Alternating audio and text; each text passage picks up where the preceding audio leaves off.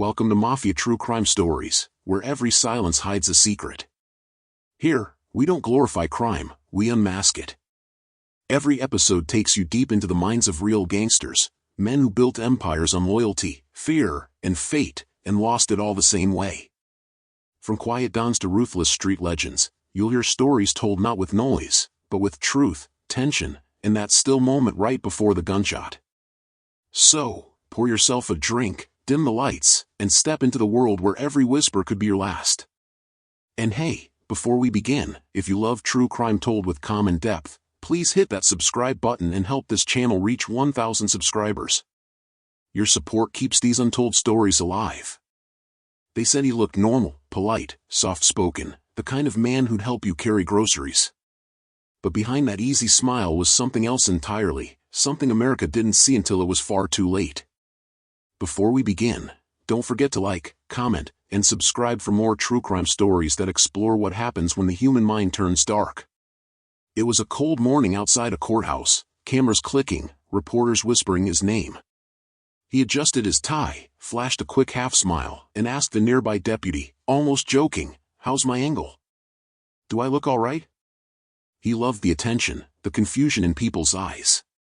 This was the man accused of unthinkable things, yet he looked like everyone's polite neighbor. Years before the cameras, he was just a boy in an ordinary house, learning one quiet lesson: if you don't like who you are, you can pretend. Pretend to be smarter, kinder, safer. He watched adults lie and smiled along, studying how faces changed when the truth disappeared. He would later tell someone, "People see what they want to see." He learned that as a child, and he never forgot it. Because the first mask he ever wore wasn't in court. It was in his own family.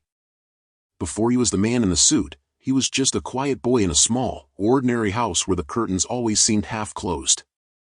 Mornings smelled like coffee and cigarette smoke. Voices downstairs were low, sometimes sharp, sometimes suddenly silent when he walked into the room. He learned early that adults could change the air in a house with just a glance.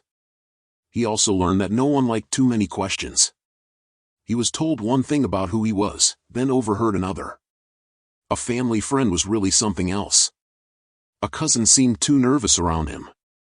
Names and roles shifted like furniture in the dark. Once, he whispered, "So, who am I, really?" His question hung there. No one answered. They said he was smart, but strange. He watched other kids play outside and stood apart, studying them the way you'd study ants on a sidewalk, curious, detached, slightly annoyed when they got too close. He began to understand that being charming was safer than being honest. Smiling made people stop looking too hard. Every family has secrets. His just wrapped around him a little tighter, like hands on his shoulders, turning him toward the shadows. One day, he stopped feeling like he belonged to anyone. That's when he started looking at people as things.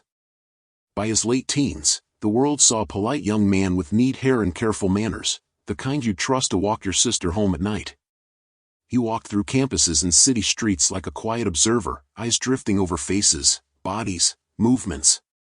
At first, he just watched. Then he followed, just a little too long. He learned which paths were quiet, which doors never fully locked, which windows didn't quite close. He borrowed small things: a shirt from a laundry room, a photograph from a desk, a key left unattended. "Relax, I'm just kidding," he'd say when someone caught him snooping. The smile always worked. People laughed, uncomfortable but reassured. He filed that reaction away. Inside, something was changing. These weren't just pranks. They were rehearsals. Private tests of how far he could go without anyone truly seeing him. He felt a strange calm when he crossed the line and got away with it, like the world had quietly agreed that its rules didn't apply to him. He started to believe that if no one noticed, it didn't really count. And late at night, watching strangers from the shadows, he began to want more than watching. By the mid-1970s, as the evenings grew longer in the Pacific Northwest, young women began disappearing from streets and campuses that once felt safe. The air was damp, the parking lots dim, and fear hadn't fully arrived yet. He drove a plain little car, the kind no one remembered after seeing. Sometimes he wore a fake cast, cradling his arm and asking softly, could you help me with this? It's just a bit heavy." His voice was gentle, almost embarrassed. He rehearsed that line until it sounded perfectly harmless. They leaned into the open door. A bag to lift. A box to adjust. A moment of trust. Then the night closed around them, and the world simply didn't see them anymore. Newspapers printed missing posters. Parents called police stations, holding on to hope that sounded thinner every day. Patrol cars circled campuses. Friends walked in pairs. But when people pictured a monster, they imagined someone else. Not a clean-cut law student with a careful smile and good manners. He watched their fear grow and felt strangely powerful. Because while the country searched for a beast in the dark, he was already standing in the light, waving, holding the door. And still, more women vanished. Daylight made him look harmless again. In the sunshine, he was the helpful neighbor carrying groceries, the attentive boyfriend, the promising law student. He shook hands firmly, looked people in the eye, and asked polite questions about their day. He volunteered. He smiled in photographs. In some pictures, he's even laughing. He dated women who believed in his potential. They talked about the future, marriage, careers, maybe kids one day. He'd nod, stare thoughtfully at the wall, and say, "Yeah. I just want to do something meaningful." At parties, he poured drinks, told jokes, and listened closely when people spoke. He knew how to reflect their words back, like a mirror. For a time, he even worked at a crisis hotline, answering calls from terrified people in the middle of the night. He would sit there, phone to his ear, voice gentle, "You're not alone. You're going to be okay." Some callers later said he'd saved their lives. That was the mask, a man who sounded like safety, looked like stability, and fit in every room he walked into. A man so normal that even when rumors started, some people defended him. How could he, they'd say. He doesn't seem like that type. But of course, that was the point. The more perfect the mask became, the more invisible the monster underneath. Quick break before we continue. These stories take a lot of work to create. We dig through old books, interviews, court files, and documentaries to bring you the most accurate and cinematic Mafia history possible. If you'd like to support the channel, you can now use Super Thanks or Super Chat. Even $1 means a lot and helps us keep making these deep, detailed stories for you. Alright, let's get back to the war. It started quietly, inside police stations, not on TV. Bulletin boards filled with faces of missing women. Maps on the wall, pins clustering around lakes, highways, campuses. Detectives, tired and sleepless, began to notice something repeating, the same type of victim, the same kind of car, the same soft-spoken man with his arm in a sling, calling himself Ted. Tips poured in. A coworker. A neighbor. Even a girlfriend called the police and said, carefully, I know this sounds crazy, but my boyfriend, he looks like the sketch. He drives that same car. Officers wrote his name down. For the first time, it was there in ink. They brought him in, asked polite questions across a metal table. He sat straight-backed, confident, answering calmly, "You've made a mistake. I care about people. I'd never hurt anyone." He smiled just enough. Not too much. Just enough to look offended, and reasonable. Some investigators felt it, a chill under the skin. Others shrugged. No record. No clear proof. Just a feeling that didn't fit the file. He walked out of the station into cool air, adjusting his jacket like he'd simply finished an errand. It was the first time they really saw him. It wouldn't be the last. The first time they arrested him, it almost felt unreal, like a bad rehearsal instead of the final show. A late-night traffic stop. A suspicious officer. A search of his car. Rope? Handcuffs. A strange collection of tools that no normal driver should have. At the station, under harsh fluorescent lights, his charm began to crack. He joked less. Smiled less. But he still tried. "These aren't what you think," he insisted. "I help with search parties. I like to be prepared." He watched the detectives' faces carefully, measuring every pause. For a while, it worked. There was doubt, confusion, paperwork that didn't line up just right. But then came witness statements. Matching descriptions. That same car. That same gentle voice. Charges followed. Court dates. Judges. He defended himself, argued his own motions, one foot in the legal world and one in something far darker. Even then, people in the courtroom whispered, "He's so smart. He could have done anything." But underneath the confidence was something desperate.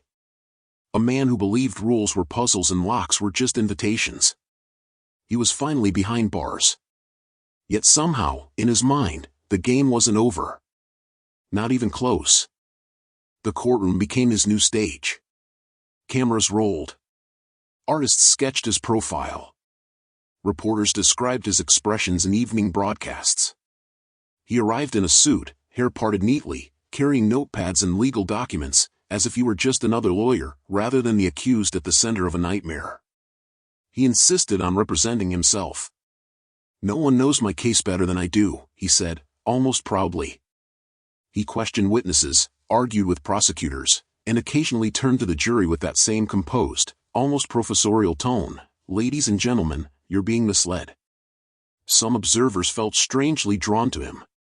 Others felt sick, watching him smile as photos and evidence were described. It was as if he decided that if he couldn't control the story in the streets, he would control it in court. Behind the bravado, though, there were cracks, long silences, sudden flashes of anger, moments where his eyes went flat and distant. When confronted with the full weight of what he'd done, he didn't cry. He didn't apologize. He simply tightened his jaw. The verdicts eventually came: guilty, guilty, guilty. The suit, the smile, the performance, none of it saved him. But even on death row, he wasn't finished talking. On death row, the world around him shrank to gray walls, metal bars, and the slow routine of waiting. He spent hours in a small cell, pacing, reading, writing letters, meeting with reporters and psychologists who wanted to understand him. He liked that word, understand. It made it sound like there was a puzzle to solve, instead of a line he had chosen to cross again and again. In interviews, he shifted blame like pieces on a board. Sometimes he spoke about addiction to violent images. Sometimes about dark urges, like they were weather patterns that moved in on their own. He used phrases such as, "the individual you're asking about," as if that person wasn't even him. One psychologist asked, "Do you feel remorse?" He paused, then gave a small, careful smile. "I feel sorry that people were hurt." The words sounded right, but his eyes stayed distant, almost bored. He seemed more upset about losing his freedom than losing his victims. In that final stretch of life, he studied himself the way he once studied others, coldly, from the outside. Not to change.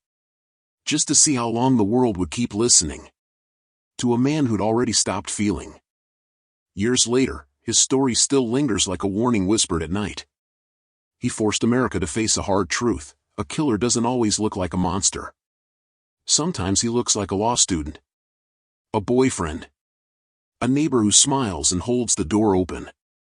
Parents taught their daughters new rules. Lock your doors. Don't walk alone. Trust your fear, even when the man in front of you seems perfectly polite. He became a case study in criminal psychology classes, a name on book covers and documentaries, less a person, more a symbol of charm turned into a weapon. People still argue about what made him that way: childhood confusion, buried rage, lack of empathy, or something even colder. Maybe it was all of it. Maybe it doesn't matter, because nothing gives those lives back. The real lesson isn't about him. It's about us, the masks we trust, the instincts we ignore, the way evil can hide in plain sight, wearing a suit and a gentle smile. He wasn't a monster from birth. He was a man who lost his reflection and started collecting others instead. Don't forget to like this video, share your thoughts in the comments, and subscribe for more true crime stories that reveal the minds behind the madness.